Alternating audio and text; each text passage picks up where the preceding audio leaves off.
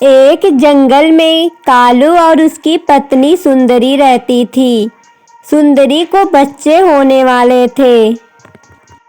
कालू जी, अपने बच्चे होने वाले हैं।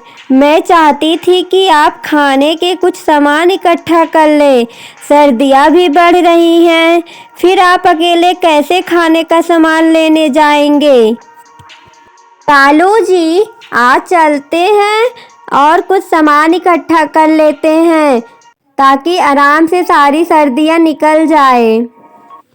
हाँ सुंदरी, चलो, तुम तो एकदम सही बोल रही हो। इधर मीनू चिड़िया बहुत उदास होकर एक जंगल में बैठी थी, क्योंकि मीनू चिड़िया का अपना कोई बच्चा नहीं हो रहा था। जंगल के सारे पक्षी उसे ताना मारते थे। हे भगवान, मुझे भी कोई एक बच्चा दे दो। मैं लोगों की बात सुन सुनकर परेशान हो गई हूँ। उसी रास्ते से कालू और सुंदरी जा रहे थे। वो दोनों चिड़िया के पास चले आते हैं। अरे मीनू, कब तक तेरा बच्चा होगा? मेरा तो होने वाला है। अरे कालू, मैं तो भूल गई, इस चिड़िया को तो बच्चे ही नहीं होंगे। इतना बोलकर वो दोनों खाने का सामान जुटाने चले जाते हैं। मुझे पता है एक दिन मेरा भी बच्चा होगा, भगवान मेरा भी सुनेगा। लेकिन अभी सर्दियाँ आने वाली है, पहले जा रही हूँ मैं। कुछ खाने की व्यवस्था करती हूँ, नहीं तो इतने ठंड में कौन जाएगा। चिड़िया इतना बोलकर वहाँ से चली जाती है। इधर सुंदरी को एक बेटा होता है। सुंदरी और कालू बहुत खुश हो जाते हैं। सुंदरी जी, आप बच्चे को देखते रहना, मैं जंगल में सभी पक्षियों को बता कर आता हूँ कि हमारे घर बेटा हुआ है। कालू फिर जंगल चला जाता है और सभी पक्षियों को बताने लगता है।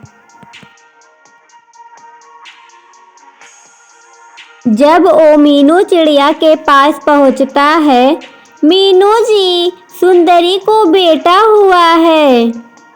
आज मैं बहुत खुश हूँ। लेकिन मैं तुमको क्यों बता रहा हूँ कि मैं आज बहुत खुश हूँ? क्योंकि तुम्हारे पास कोई बच्चा नहीं है ना, तुम क्या जानो बच्चे की खुशी।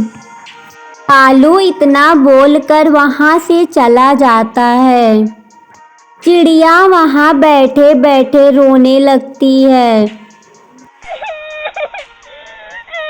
मीनू चिड़िया की रोने की आवाज़ सुनकर जंगल में एक बूढ़ा पक्षी रहता था। वो मीनू के पास आ जाता है। क्या हुआ चिड़िया, तुम क्यों रो रही हो? मीनू चिड़िया उस पक्षी को सारी बात बता देती है। मीनू चिड़िया, तुम मेरी बात ध्यान से सुनो। छठ आने वाला है, तुम छठ का व्रत करना, फिर देखना भगवान तुम्हारा जरूर सुनेगा। क्योंकि मीनू चिड़िया, छठी मैया सबकी मनोकामना पूरी करती हैं, वो तुम्हारा भी करेंगी। ठीक है, मैं छठ का व्रत जरूर करूँगी। अगले दिन चिड़िया छठ का व्रत रख लेती है और पूजा करने नदी के किनारे जाती है। छठी मैया का पूजा करती है। थे जोड़ी जोड़ी करेले निहोरवा, छठी माई सुन ली पुकार, छठी माई सुन ली पुकार, सुना बड़ुए ललन बिनु, अचरब भर दी गोदिया हमार, भर दी गोदिया हम। कुछ दिन बीत जाता है। चिड़िया एक सोना नाम की चिड़िया को जन्म देती है। चिड़िया बहुत खुश रहने लगती है। अब उसके पास किसी भी चीज की कमी नहीं थी।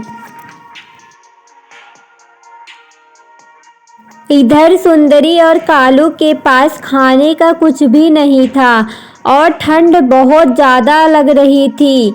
उसका बेटा बहुत पतला हो गया था। कालू जी, खाने की कुछ व्यवस्था करो, नहीं तो अपना बेटा मर जाएगा। कालू जी, आपको पता है आज जंगल में रानू चिड़िया मिली थी। वो बता रही थी कि मीनू चिड़िया को बेटी हुई है। हम लोग मीनू चिड़िया का बहुत मजाक उड़ाते थे। हमें ऐसा नहीं करना चाहिए था। भगवान आज उसी का फल हमें दे रहे हैं। हाँ सुंदरी, तुम सही कह रही हो। हम लोग को ऐसा नहीं करना चाहिए था। चलो मीनू चिड़िया से माफ़ी मांग लेते हैं। कालू और सुंदरी मीनू चिड़िया के पास चले जाते हैं।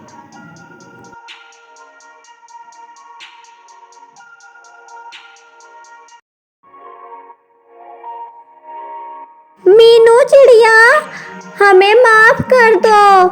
हमसे बहुत बड़ी गलती हो गई। हमें ऐसा नहीं बोलना चाहिए था आपको। ठीक है कालू, कोई बात नहीं। और बताओ तुम्हारा बेटा कैसा है? क्या बताऊं मीनू चिड़िया, हमारा बच्चा तो खाने के लिए मर रहा है। हमारे पास कुछ भी राशन नहीं है। हम बहुत गरीब हो गए हैं। मीनू चिड़िया को उनकी बातें सुनकर बहुत तरस आ जाती है। फिर मीनू चिड़िया कुछ फल कालू को दे देती है। कालू चिड़िया को धन्यवाद बोलता है और वहाँ से चला जाता है।